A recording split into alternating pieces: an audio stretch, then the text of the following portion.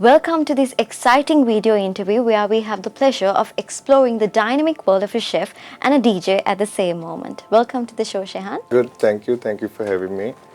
Pleasure to be here. Yeah, it's a pleasure to have you.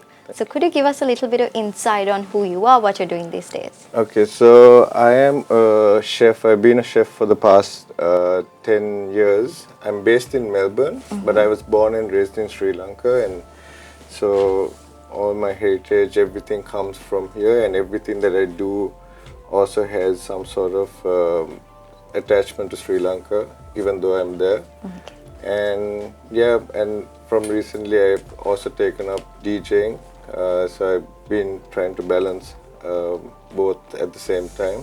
Okay, And that's basically what I've been doing for the past few years now. That's lovely. Yeah. Okay, so how did you discover your passion for both cooking and DJing at the same moment? So the cooking thing, I think it goes way back to when I was a kid. When a lot of people ask me that question, it's taken me at least like until now to actually realize what got me into cooking. And it goes back way, like when I used to be dropped off at my grandmother's place. My grandmother would always tell my parents that I would just be in the kitchen the whole time, even though I couldn't see much. I would just be a kid, but I would get on top of a bench and just watch what my grandmother's doing. And I really didn't want to leave the kitchen.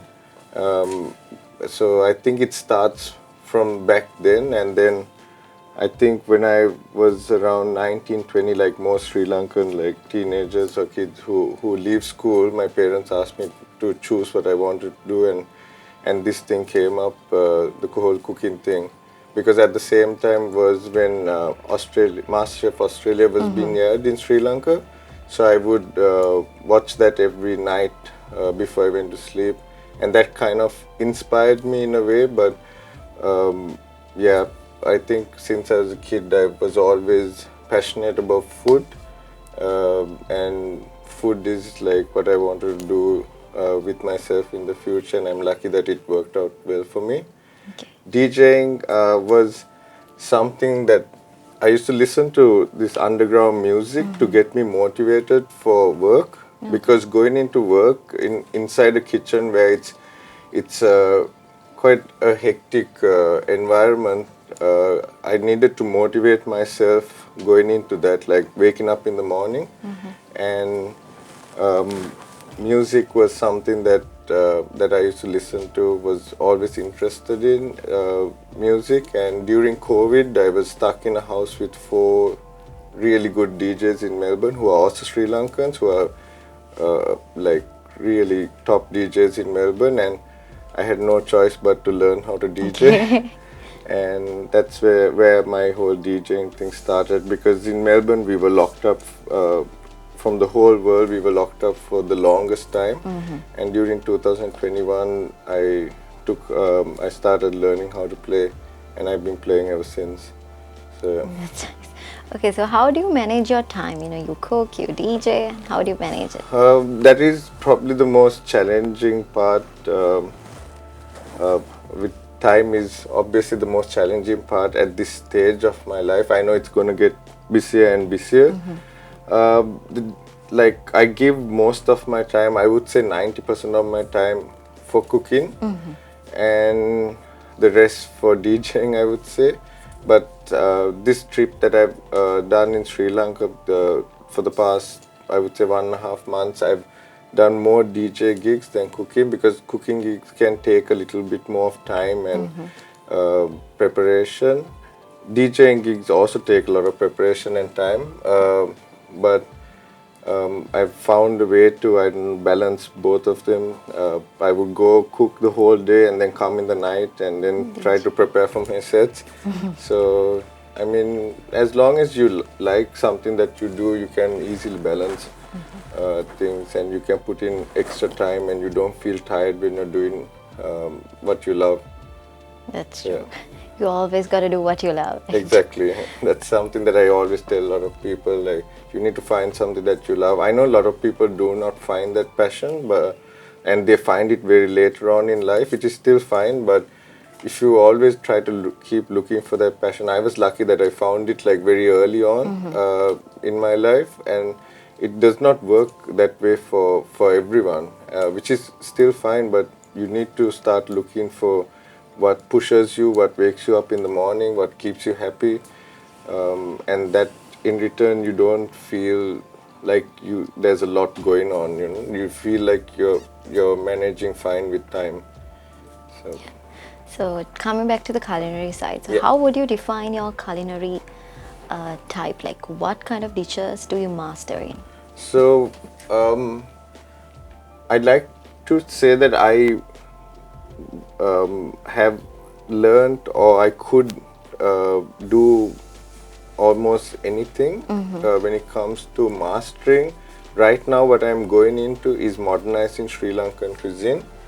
This is not something that I have been doing for a while. When I got to Australia, I've been working with Greek food, Turkish food, French, Italian, all those stuff, including desserts and stuff like that.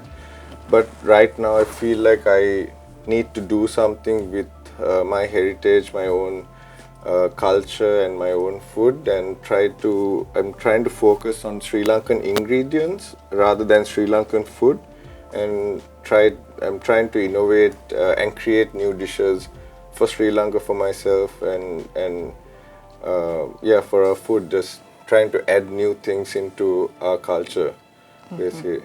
So that's basically the style of food that I'm going towards, and if I had to put a name for it, it would be modern Sri Lankan. Okay. Yeah. So how do you get motivated to get with all these ideas? So what is your daily motivation?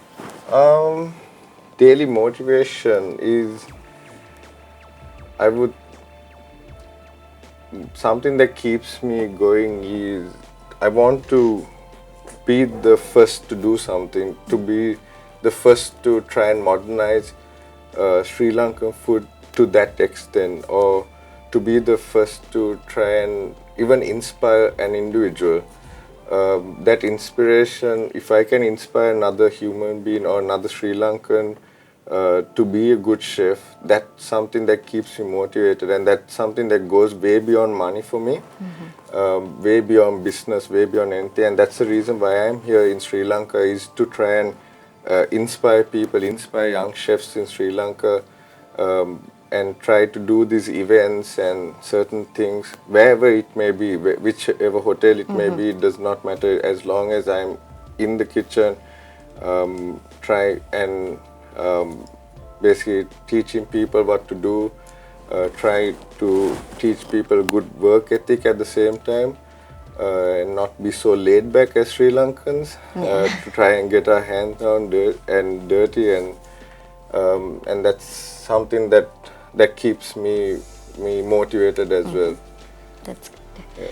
Okay, so the technology is increasing and developing day by day. So how do you use the modern technology in your kitchen? Technology and equipment is very important.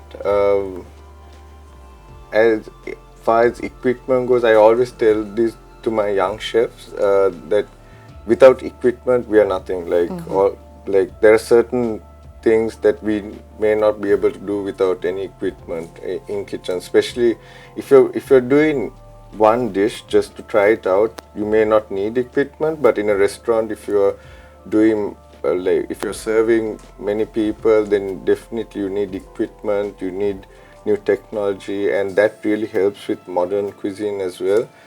But as a chef, end of the day, you need to be creative and innovative, and use whatever that's there in the kitchen, and try and come up with a menu based on what has been given to you. Sometimes most business owners may not be able to afford good equipment, or expensive equipment, so you just need to be able to use what you have, and try and turn that into a special product. Okay, so you have prepared plenty of dishes in different tastes and other things. So what was your favorite experience when you're cooking for someone, or what is your favorite experience in the kitchen? My most favorite experience I've had in terms of an event, I would say was when I traveled to Sri Lanka on tour with a chef called George Colombaris. Many people may know who he is. He was the first Australian MasterChef judge. Okay. One of the reasons why Australian MasterChef was is where it is right now is also because of him. He was my first boss in Sri Lanka. He was invited to come to Sri Lanka on a tour, and then he brought me along with him. And that's an event that really put me on the map and really showed even people like my parents that I was meant to do this, and that I was not just in Australia, messing around. No. And yeah, because a lot of people may not know this, but I was a dropout in Australia. I dropped out because these people, when I was working for George Colombo, they offered me a sponsorship for my visa. Okay. And as a result, I dropped out of school. And like any Sri Lankan parent, they were not very happy of me dropping out. But that dropout was the reason why I had come this far in my career. And as a result, as a reward, he toured with me in Sri Lanka, and that was one of the biggest highlights up to date. And there's many more, but I would say if I had to choose one, that's probably the one that I would choose. There's an amazing opportunity for you as well. So. Yes, it was. Yeah.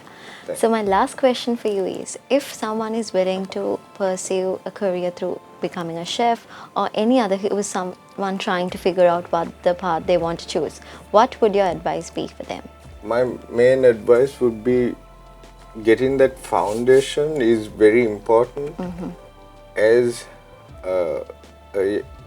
like our young generation that we get right now, they're very interested, but it's also driven by a lot of TV, a lot of social media, and the need to be famous can be sometimes seen as the number one priority, but that shouldn't be the case. The number one priority should be getting that really good foundation, putting your head down, working really hard, and end of the day, it's both DJing and being in the kitchen is based on skill. And to get that skill, you need to put in a lot of hours into that. You need to put in like as much as you can into that before you get to the stage where you can be on TV, where you can, be famous or even money-wise.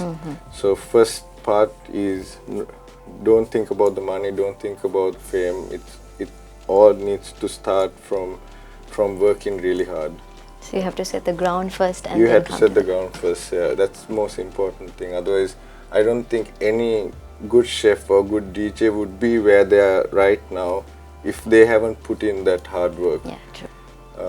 And good attitude takes you a really long way. That's something that we as senior chefs, we look at young chefs, and if there's a person who has great attitude, we will invest our time with those people. You don't need to have skill, you don't need to have anything, just good attitude when you walk into the place, good work ethic takes you a long way. Right.